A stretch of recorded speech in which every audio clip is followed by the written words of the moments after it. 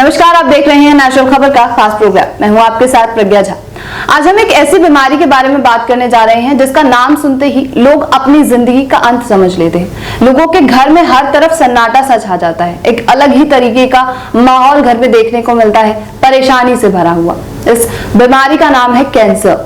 Cancer अलग अलग तरीके के होते हैं, लेकिन आज के खास प्रोग्राम में हम डॉक्टर पीयूष गुप्ता जी से जानना चाहेंगे कि वुमेन्स में होने वाले कैंसर क्या होते हैं। खास यही बात करेंगे कि महिलाओं में जो कैंसर होते हैं वो क्या होता है और उसकी दिक्कतें क्या है। तो इसी चीज को जानने के लिए आज हमारे साथ जुड़ चुके हैं cancer specialist doctor Piyush Gupta ji. तो सर, सबसे पहले आपका बहुत बहुत स्वागत है हमारे खास प्रोग्राम में। तो इसी के साथ मैं ये जानना चाहती हूँ कि कैंसर होता क्या है। सबसे पहले कैंसर हमारे शरीर में एक कोशिकाओं की ग्रोथ है। नॉर्मली मैं पहले भी बता चुका हूं और ये अच्छी बात है कि हम हर बार सबसे पहले इसी सवाल से शुरू करते हैं कि हमारे शरीर में जो कोशिकाएं हम लेकर जन्म लेते हैं वो हमारे जीवन भर साथ में नहीं रहती हैं। शरीर में कुछ ही टिश्यू ऐसे हैं जो कि बदलते नहीं हैं, नहीं तो हमेशा टिश्यू पुराना मरता रहता है और नया पैदा होता रहता है। इसके बीच में बड़ा फाइन बैलेंस होता है। जितने सेल्स मरते हैं लगभग उतने ही सेल्स पैदा होते हैं। कभी कभी बहुत सारे कारण होते हैं जिन किन्हीं कारणों के कारण शरीर के किसी हिस्से का कोई टिश्यू इस बैलेंस को नहीं मानता और लगातार बढ़ना शुरू कर देता है। जब वो लगातार बढ़ना शुरू कर देता है तो वो अपने आसपास का जो नॉर्मल टिश्यू है उसको नष्ट करने लगता है और खुद बढ़ता जाता है। उसके बाद वो ब्लड के साथ, लिम्फ नोड्स के साथ में धीरे धीरे शरीर में फैलना शुरू कर देता है और वहां जाकर वहां भी बढ़ने लगता है। इस अनकंट्रोल्ड ग्रोथ को ही हम लोग कैंसर कहते हैं। आज का जो टॉपिक है वो खास तौर के लिए महिलाओं के लिए। तो महिलाओं में किस तरीके के कैंसर ज्यादातर देखने को मिल सकते हैं?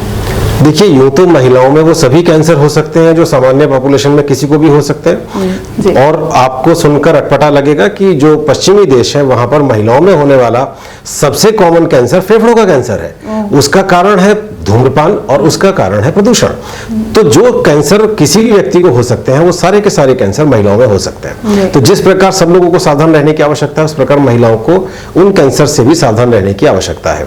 वो धूम्रपान का सेवन ना करती हो, तंबाकू का सेवन ना करते हो, तब भी उन्हें सावधान रहने की आवश्यकता है। इनमें से लगभग सभी कैंसर्स के बारे में हम लोग पहले काफी विस्तार से चर्चा कर चुके हैं। तो आज हम उन कैंसर्स का जो डिस्कशन करेंगे उन कैंसर्स पे अपना ध्यान रखेंगे जो सिर्फ महिलाओं में ही हो सकते हैं। अब महिलाओं में होने वाले कैंसर्स में सबसे कॉमन कैंसर्स में आता है ब्रेस्ट कैंसर, स्तन कैंसर। स्तन कैंसर पुरुषों में भी हो सकता है लेकिन बहुत ही कम होता है। आमतौर पर ये महिलाओं की बीमारी है।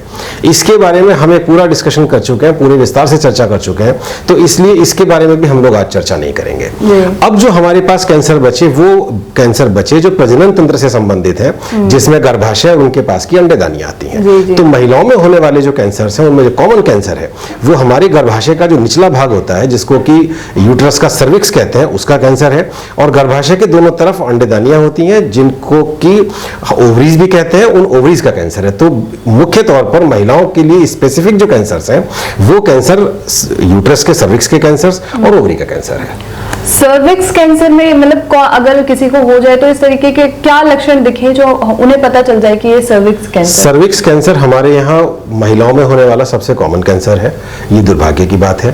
और इसके लक्षण ब्लीडिंग के तौर पर आते हैं। ब्लीडिंग किस तरह हो सकती है? आमतौर पर ये बीमारी महिलाओं में थोड़ा सा अधिक आयु वर्ग में आती है और उन महिलाओं में आती है जिनमें की माहवारी मासिक धर्म बंद हो चुका है। तो यदि किसी महिला की उम्र 60 साल है तो उसको दोबारा से ब्लीडिंग शुरू हो जाए तो जनरली ये हमें सावधान कर देता है कि ये गर्भाशय की ग्रीवा यानी सर्विक्स के कैंसर का लक्षण हो सकता है। इसके अलावा अब जैसे जैसे समय बढ़ता जा रहा है जो कैंसर से प्रभावित होने वाले लोग हैं उनकी आयु कम होती जा रही है। तो इसलिए कैंसर सर्विक्स उन लोगों में भी आने लगा है जिन महिलाओं में अभी तक माहवारी चल रही है, मासिक धर्म आ रहा है। तो उनको कैसे पता चलेगा कि ये ब्लीडिंग नॉर्मल मेंस्ट्रुअल ब्लीडिंग है या ये ब्लीडिंग कैंसर के कारण ब्लीडिंग है? तो उसके जो लक्षण होते हैं या तो जो उनकी डेट्स हैं उन डेट्स के अलावा उनको ब्लीडिंग होती है। एक बड़ा कॉमन प्रेजेंटेशन जो महिलाओं में, यंग महिलाओं में आता है कि उनको संभोग के बाद ब्लीडिंग होती है। तो अगर इस तरह का कोई भी लक्षण अगर है तो उस लक्षण को कैजुअली ना लिया जाए, डॉक्टर से संपर्क किया जाए क्योंकि ये सर्विक्स कैंसर का पहला लक्षण होता है। अलग अलग तरीके की जैसे कैंसर ही है तो कौन सी महिलाएं, मतलब ज्यादातर कोई स्पेसिफिक ऐसी चीज होती है जो महिलाओं में देखी जाती है जो महिलाओं में मतलब ऐसा दिक्कत रिस्क फैक्टर जी देखिए, यदि हम सर्विक्स कैंसर के रिस्क फैक्टर्स की बात करते हैं तो इसके अंदर 2 रिस्क फैक्टर्स हैं जो प्रूवन रिस्क फैक्टर्स हैं जिनसे कि ये कैंसर होता है। पहला रिस्क फैक्टर है जिनके परिवार लंबे होते हैं, जिनके ज्यादा बच्चे होते हैं, उनके अंदर सर्विक्स के कैंसर का खतरा ज्यादा होता है। तो हमें इस बात का ध्यान रखें परिवार बहुत लंबे ना हो, क्योंकि ये एक प्रूवन रिस्क फैक्टर है। दूसरा जो प्रूवन रिस्क फैक्टर है वो ह्यूमन पैपिलोमा वायरस है, एचपीवी वायरस है। और एचपीवी वायरस की वैक्सीन भी आने लगी हैं, लेकिन तब भी उससे बचने का और उससे होने वाले कैंसर से बचने का सबसे अच्छा उपाय पर्सनल हाइजीन है। तो ये दोनों रिस्क फैक्टर्स हमारे पास है, सर्विक्स कैंसर के रिस्क फैक्टर्स हैं। बाकी ब्रेस्ट कैंसर रिस्क फैक्टर हम लोग पहले डिस्कस कर चुके हैं, मैंने जैसे कहा उसे हम आज के डिस्कशन से अलग रखेंगे। ओवेरियन कैंसर का कोई बहुत ऐसा प्रूवन रिस्क फैक्टर नहीं है। तो कुल मिलाकर पर्सनल हाइजीन और परिवार का साइज लिमिट करना, इन 2 चीजों के जरिए हम लोग सर्विक्स कैंसर से का खतरा कुछ हद तक कम कर सकते हैं। तो मतलब इस कैंसर के बारे में तो इतनी बड़ी कैंसर है ये चीज, और ओवरी या किसी भी चीज में होना, तो शायद आगे किसी तरीके की कोई प्रॉब्लम क्रिएट हो जाए। देखिए, कैंसर सबसे पहले तो हमें समझना है कि ये एक लाइफ थ्रेटनिंग कंडीशन है।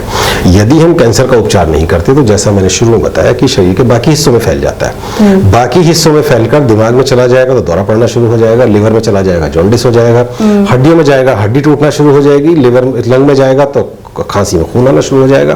तो इसलिए कैंसर यदि शरीर के किसी भी भाग में आए तो उसका उपचार तो तुरंत किया जाना चाहिए, जिससे कि उसे जड़ से खत्म किया जा सके। और कैंसर को जड़ से खत्म किया जा सकता है। हम मेरे अपने मरीज हैं जो बहुत लंबे समय से उपचार कराने के बाद स्वस्थ हैं, अपने सारे काम संभाल रहे हैं, तो इसलिए इसका उपचार समय पर किया जाना जरूरी है। तो इसके उपचार क्या क्या हो सकते हैं? सर्विक्स कैंसर का उपचार, फॉर दैट मैटर किसी भी कैंसर का उपचार उसकी स्टेज से डिसाइड होता है। सर्विक्स एक ऐसा कैंसर है जो कि फर्स्ट स्टेज में उसका ऑपरेशन किया जा सकता है और ऑपरेशन के बहुत अच्छे रिजल्ट मिलते हैं। लेकिन यदि बीमारी फर्स्ट स्टेज से आगे निकल गई है तो फिर उसका इलाज ऑपरेशन से नहीं होता, क्योंकि उसमें ऑपरेशन से मरीज को उतना फायदा नहीं मिल पाता है। उस कंडीशन में उसका इलाज रेडियोथेरेपी की सिकाई से लगता है और साथ साथ कीमोथेरेपी की दवाइयां भी चलती हैं। और जो रिजल्ट हमें मिलते हैं, जो परिणाम मिलते हैं, वो भी स्टेज पर निर्भर करते हैं। जितना अच्छा रिजल्ट हम स्टेज 1 में ले पाते हैं उतना अच्छा रिजल्ट हमें स्टेज 2 स्टेज 3 में नहीं मिल पाता। तो इसलिए कोशिश यही रहे कि जब भी कोई परेशानी बने तुरंत डॉक्टर से राय ली जाए, अपने गायनेकोलॉजिस्ट से मिले, अपने पास जो स्त्री रोग विशेषज्ञ हैं उनसे मिले और मिलकर तुरंत इस बीमारी का पकड़ा जाए और तुरंत इसका उपचार किया जाए।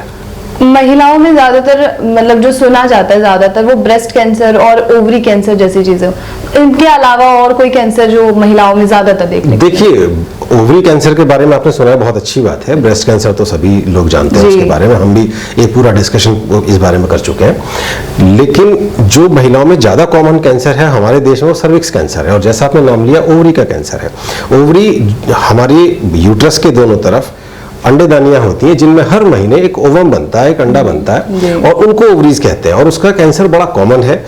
सौभाग्य से ओवरी कैंसर के रिजल्ट्स दूसरे कैंसर्स के मुकाबले अच्छे हैं। ओवरी एक ऐसा कैंसर है जो किसी भी एज ग्रुप में आ सकता है, और मैंने खुद अपने मरीजों में 9 साल 10 साल की बच्चियों में इस कैंसर का इलाज किया है। तो हमें ओवरी की तरफ से भी सावधान रहने की आवश्यकता है। लोगों को या महिलाओं को कैसे पता इस बात का चलेगा कि उन्हें ओवरी कैंसर हो चुका है? कैसे लक्षण आ जाते हैं? जैसे मैंने बताया कि सर्विक्स के कैंसर की तो प्रेजेंटेशन ब्लीडिंग करके होती है, ओवरी कैंसर में ब्लीडिंग से प्रेजेंटेशन नहीं होता। ओवेरियन कैंसर के अंदर जो महिलाएं हमारे पास में आती हैं वो या तो उनकी ओवरी में एक बड़ी गांठ बन चुकी होती है जो उनको पेट पर हाथ रखने से पता लगती है, और वो हमारे पास आते हैं कि जी पेट में गांठ महसूस होती है। इसके अलावा ओवरी कैंसर का एक बड़ा कॉमन प्रेजेंटेशन है कि ओवरी का कैंसर पेट में आंतों पर दबाव डाल के आंतों में रुकावट करता है। तो उससे पेशेंट्स कॉन्स्टिपेशन की, कब्ज की शिकायत लेके आते हैं, उल्टियों की शिकायत लेके आते हैं, या कभी कभी इतना कॉन्स्टिपेशन हो जाता है कि पेट फूलने लगता है। काफी बार जब बीमारी बढ़ जाती है उस समय ओवरी कैंसर के छोटे छोटे डिपॉजिट्स पेट के अंदर फैल जाते हैं। इस तरह फैल जाते हैं जैसे किसी ने मुट्ठी में भर के दाना फेंक दिया हो, बिखेर दिया हो, और उन डिपॉजिट्स में से थोड़ा थोड़ा पानी रिसता रहता है, और वो पानी पेट में भरकर पेट फूला लेकर महिलाएं आती हैं। तो अगर पेट के अंदर कोई गांठ महसूस हो रही है तो ये ओवरी के कैंसर का एक अर्ली स्टेज में लक्षण हो सकता है, जिस समय इसको बहुत कम तकलीफ के साथ पूरी तरह ठीक किया जा सकता है। इस चीज का मतलब कोई उपचार की कोई ट्रीटमेंट हो या किसी तरीके का उपचार है इस चीज का कि पूरी तरीके से ठीक हो जाए? तो मैंने दोनों कैंसर्स का उपचार आपको बताया कि सर्विक्स कैंसर अर्ली स्टेज में रेडियोथेरेपी से ऑपरेशन से उपचार किया जाता है, लेट स्टेज में रेडियोथेरेपी से उपचार किया जाता है। जो ओवरी का कैंसर है, ओवरी के कैंसर का जो उपचार है वो ऑपरेशन ही है। यदि बीमारी अर्ली स्टेज में आती है तो उसका तुरंत ऑपरेशन कर दिया जाता है। कई बार जैसा मैंने अभी कहा कि पेट में पानी भर जाता है, उस कंडीशन में ऑपरेशन संभव नहीं हो पाता है, तो उस कंडीशन में उनको दवाइयां लगाई जाती हैं जिसको कीमोथेरेपी कहते हैं। कीमोथेरेपी लगा के बीमारी को छोटा किया जाता है और जब वो बीमारी छोटा होकर ऑपरेशन की हद में आ जाती है तब फिर उसका ऑपरेशन किया जाता है और इस तरह इलाज करने के बाद भी अच्छे रिजल्ट्स मिल जाते हैं। ओवरी एक ऐसा कैंसर है कि उसके अंदर यदि मरीज 4th स्टेज में भी हमारे पास आता है तो उस समय भी हम लोग रिजल्ट ले पाते हैं। हम बीमारी को जड़ से नष्ट नहीं कर पाते लेकिन काफी समय तक बीमारी को कंट्रोल में रखा जा सकता है और ओवरी कैंसर में 4th स्टेज के मरीजों को भी कई साल तक सकुशल रहते हुए देखा गया है जो कि बाकी कैंसर्स में नहीं होता है। तो ये मान के चले कि ओवरी का कैंसर खतरनाक तो है लेकिन दूसरे कैंसर्स के मुकाबले कुछ कम खतरनाक है। ज्यादातर लोग ये कहते हैं कि जो कैंसर है वो दोबारा से पनप सकता है, तो ये कैंसर भी दोबारा पनप जाता है? कैंसर की प्रवृत्ति होती है कि कितनी ही शुरुआती स्टेज में आया हो और कितना ही अच्छा उसको उपचार कर लिया जाए, बीमारी के दोबारा से पनपने का खतरा रहता है। जितनी स्टेज अर्ली होगी उतना ही ये खतरा कम होगा, जितना स्टेज बढ़ती चली जाएगी उतना ही ये खतरा बढ़ता चला जाएगा। इसी वजह से उपचार पूरा होने के बाद भी मरीजों को रेगुलर आकर चेकअप कराते रहना चाहिए, जिससे कि भगवान ना करे अगर किसी में बीमारी दोबारा से आ जाए तो उसको इलाज की हद में पकड़ा जा सके और इसका फिर से उपचार किया जा सके। मतलब अगर दोबारा बीमारी हो जाए तो वो दोबारा से वो चीज ठीक हो सकती है ना ट्रीटमेंट से, या जिससे निर्भर इस बात पर करता है कि दोबारा आने में हम लोग कितना जल्दी उसको पकड़ पाते हैं और कितना जल्दी उसका उपचार शुरू हो पाता है। जैसे सर्विक्स का कैंसर है, अगर उसको पहले ऑपरेट किया गया है, उसके अंदर हमें दिखता है कि इसमें रिलैप्स आ रहा है, तो उस समय उसको रेडियोथेरेपी लगाई जा सकती है। अगर किसी को पहले रेडियोथेरेपी से उपचार हुआ है तो अगर लंबे समय के बाद लौट के आता है तो रेडियोथेरेपी लगाने का प्रयास दोबारा किया जा सकता है। जहां तक ओवरी अंडेदानी के कैंसर की बात है, उसके अंदर हम लोग दोबारा से कीमोथेरेपी लगा के फिर दोबारा से ऑपरेशन कर देते हैं और कुछ मरीजों को उसके बाद फिर दोबारा से हमेशा के लिए स्वस्थ कर पाते हैं। तो इसलिए यदि बीमारी दोबारा लौट के आती है तो ये बुरी खबर है, इसमें कोई संदेह नहीं है। लेकिन तब भी ऐसा नहीं है कि उसमें बिल्कुल कुछ नहीं किया जा सकता, उस समय भी बीमारी को ठीक करने का प्रयास किया जा सकता है और हमें कुछ मामलों में सफलता भी मिलती है। यदि हम उसको पूरी तरह ठीक नहीं कर पाते हैं तब भी हम मरीज के जीवन में होने वाले कष्टों को तो बीमारी लौट के आने के बाद भी काफी हद तक कम कर पाते हैं। इसलिए यदि बीमारी है तो उसका उपचार कराया जाना चाहिए। आपने एक चीज कही थी कि ये जो कैंसर है महिलाओं में किसी भी वक्त हो सकता है, चाहे शादी से पहले हो, शादी के बाद हो। तो जो कम उम्र में अगर किसी को इस तरीके का कैंसर हो जाए तो क्या बाद में गर्भाशय में दिक्कत होती है किसी तरीके की? गर्भाशय में देखिए, यदि हम गर्भाशय के ही कैंसर की बात करें तब तो हमें गर्भाशय को बलिदान करना पड़ेगा, ऑपरेशन करके निकालना पड़ेगा, तो उसमें तो गर्भाशय नहीं बचेगा। इसके अलावा यदि ओवरी का कैंसर है तभी जनरली गर्भाशय नहीं बचता है। लेकिन हाँ, हमने यंग पेशेंट्स की बात की तो यंग पेशेंट्स में मेन जो हमारे सामने समस्या आती है फर्टिलिटी की आती है कि भाई किसी की उम्र 20 साल है, उसमें यदि कैंसर आ गया तो उसके बाद उसका परिवार है भी, उसको बच्चा भी प्लान करना होता है। तो उस कंडीशन में ये काफी हद तक निर्भर करता है कि किस प्रकार का कैंसर है और किस स्टेज में है। अगर कैंसर इतना बढ़ गया है कि उसने दोनों तरफ के ओवरीज को खराब किया हुआ है तो फिर हम लोग आगे फ्यूचर में फर्टिलिटी नहीं सोच सकते हैं। लेकिन यंग पेशेंट्स में जो कैंसर आता है वो एक अलग तरीके का कैंसर होता है जिसको कि डिसजर्मिनोमा कहते हैं। और डिसजर्मिनोमा कैंसर के अंदर यदि दूसरी तरफ की ओवरी नॉर्मल है तो ऑपरेशन करके कीमोथेरेपी लगा के यूट्रस और दूसरी तरफ की ओवरी को बचाया जा सकता है। लेकिन तब भी मैं कोई झूठी आशा नहीं दूंगा, ये वास्तविकता है कि दूसरी तरफ की ओवरी यदि बचा भी दी गई है तब भी कीमोथेरेपी लगने के बाद हो सकता है कि उसका वर्किंग प्रभावित हो और बच्चे में समस्या आ जाए। लेकिन जब हम कैंसर के उपचार की बात करते हैं तो उस समय हमारी जो पहली प्राथमिकता होती है वो रोगी का जीवन बचाना होता है। बच्चा तो गोद भी लिया जा सकता है, लेकिन तब भी जो यंग एज पेशेंट्स में कैंसर्स होते हैं उनके अंदर यदि एक तरफ की ओवरी नॉर्मल है, यूट्रस नॉर्मल है, तो कुछ मामलों में फर्टिलिटी बचाई जा सकती है। आप किस तरीके का इस्तेमाल करते हैं, कीमोथेरेपी का या किस तरीके का? देखिए, ये रोगी के रोग की अवस्था पर निर्भर करता है। अच्छा। यदि बीमारी कीमोथेरेपी के लिए सूटेबल है, जैसा मैंने कहा कि ऑपरेशन के लिए सूटेबल नहीं है तो उसको डाउन स्टेज किया जाता है, उसको कीमोथेरेपी लगा के छोटा किया जाता है। यदि ऑपरेशन के लिए सूटेबल है तो ऑपरेशन के लिए भेजा जाता है, रेडियोथेरेपी के लिए सूटेबल है तो रेडियोथेरेपी लगाई जाती है। ये मेरी मर्जी पर निर्भर नहीं करता है, ये रोग की अवस्था पर निर्भर करता है। सर, एक सवाल और था कि आपने कहा कि यूट्रस का जो नीचे का हिस्सा होता है वो सर्विक्स होता है और उसके बारे में आज हमने बात की है, तो उसके ऊपर का जो हिस्सा होता है क्या उसमें कैंसर नहीं हो सकता? यूट्राइन बॉडी जिसको कहते हैं, जो मेन यूट्रस जो है, बिल्कुल हो सकता है। कि यूट्रस के सर्विक्स के बारे में हमने इसलिए ज्यादा विस्तार से बात की क्योंकि वो सबसे कॉमन कैंसर है और वो ट्रीटेबल कैंसर है। जो हमारे यूट्रस के अंदर एक झिल्ली होती है, लाइनिंग, जिसको कि हम लोग एंडोमेट्रियम कहते हैं, वो हर महीने मासिक धर्म के समय निकाल छोड़ दी जाती है और हर महीने फ्रेश आती है। तो उस एंडोमेट्रियम के अंदर कैंसर होता है जो कि बिल्कुल उसी तरीके से आता है जिस तरीके से सर्विक्स का कैंसर आता है। लक्षण सेम होते हैं, इलाज भी लगभग मिलता जुलता है, लेकिन जैसे मैंने कहा कि सर्विक्स के अंदर तो सिर्फ फर्स्ट स्टेज में ही ऑपरेशन हो सकता है।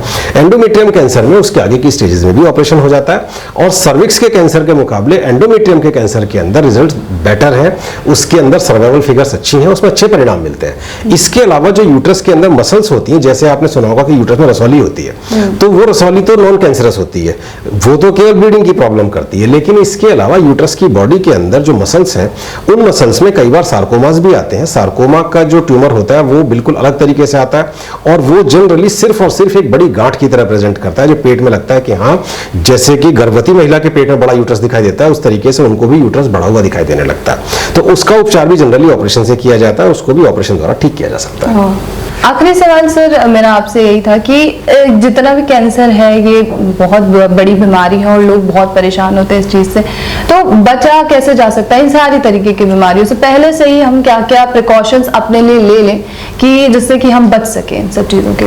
देखिए, कुछ कैंसर्स जिनको हम पहले डिस्कस कर चुके हैं, उनके अंदर तो धूम्रपान का या शराब का रोल रहता है, लेकिन ये जो महिलाओं में होने वाले गर्भाशय और ओवरी के कैंसर है, ये टोबैको रिलेटेड कैंसर्स नहीं है, अल्कोहल रिलेटेड कैंसर्स नहीं है, तो इसलिए उस तरफ तो हम अपना दिमाग ना लगाएं। लेकिन जो संभव है, जैसा मैंने अभी कहा कि पर्सनल हाइजीन, यदि हम पर्सनल हाइजीन मेंटेन रखेंगे, साफ सफाई का ध्यान रखेंगे, तो हम एचपीवी वायरस इन्फेक्शन से बच सकते हैं, और एचपीवी वायरस इन्फेक्शन से बचने से इस बीमारी से काफी हद तक बचा जा सकता है। दूसरा, जैसा मैंने कहा कि परिवार यदि बहुत लंबा होगा तो सर्विक्स के कैंसर का खतरा बढ़ जाएगा, तो परिवार की जो साइज है उसको सीमित करके भी इस कैंसर के खतरे को कम किया जा सकता है। लेकिन इस तरीके के प्रिकॉशंस लेने के बाद भी कुछ खतरा तो बना रहता है, इसलिए सभी को सावधान रहना होगा, जिससे कि दुर्भाग्य से यदि किसी को कैंसर प्रभावित करे तो इसको शुरुआती स्टेज में पकड़ा जा सके और उपचार करके मरीज को ठीक किया जा सके।